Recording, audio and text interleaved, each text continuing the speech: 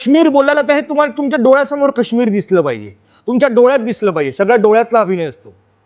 ये काश्मीर है. काश्मीर बोलल्यानंतरच ना एक आनंद चेहऱ्यावरती, ती हिरवळ, ते डोंगर, ते सगळं ग्रीनरी, तो बर्फ, तिथलं ते ते ना तुमच्या डोळ्यात दिसलं पाहिजे. तिथलं गार, कूलनेस, हे सगळं दिसलं पाहिजे. बोलल्यानंतर डोळ्यात आलं पाहिजे, डोळ्यात. तर आई बाबा पण नाही आहेत डोळ्यासमोर, पण ते तुमच्या लुक मधून कळलं पाहिजे, भाई खरंच आई आहे, खरंच बाबा आहेत. आपण बघा, आपण आईकडे बघत असताना, बाबांकडे बघत असताना आपले डोळे वेगळे बोलत असतात. आपल्या आईच्या बाबतीत आपली करुणामय असतो आपण. बाबा आपल्यासाठी थोडेसे असल्यामुळे थोडेसे वेगळे असतो. रिस्पेक्ट असतो बाबांना, भीतीदायक रिस्पेक्ट असतो बाबांना. आणि मग तो आपल्या डोळ्यातही दिसतो. दिसतो की नाही?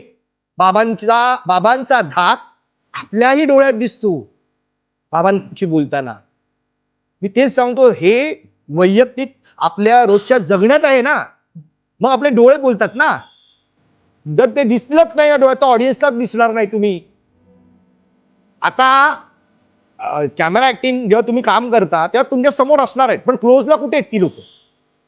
क्लोजला कोण उभं राहत नाही समोर. तर ती व्यक्ती उभी आहे. मग ती तुमचं रिलेशन आई बाबांचं रिलेशन आहे, तर आईचा लूक, आईकडे बघत असताना तुम्ही कसे बघता, हे सगळं मॅटर करता. मित्रांसमोर तुम्ही वेगळे असता, बाबा आई बाबांसमोर वेगळे असता, बहीण भावांसमोर तुम्ही वेगळे असता. नजरही बदलते आपली. आपण मोकळे होतो. आपल्या प्रियकराबरोबर आपण वेगळे असतो, प्रेयसीसोबत आपण वेगळे असतो की नाही? मान्य करा. आपल्या जगण्यातच आपण, आणि आपले त्यावेळी आपले डोळे बोलतात.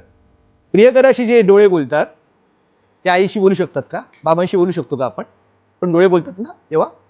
तेव्हा आपल्याला कळतं समोरच्या त्याला काय सांगायचंय, तिला काय सांगायचंय. मग काय बोलतं, हे डोळे बोलतात ना. मग काय, मग बोलण्याची भाषा कोणाची आहे? डोळ्यांची आहे. मग ही डोळ्यांची भाषा डोळ्यात कशी आली? ही डोक्यात आली, ती तुमच्यात फील झाली, तुम्ही ते फील केलं त्याच्याबद्दल, तिच्याबद्दल, म्हणून ती कुठे दिसते? डोळ्यात दिसते. ऍक्टिंगमध्ये पण हे वापरा.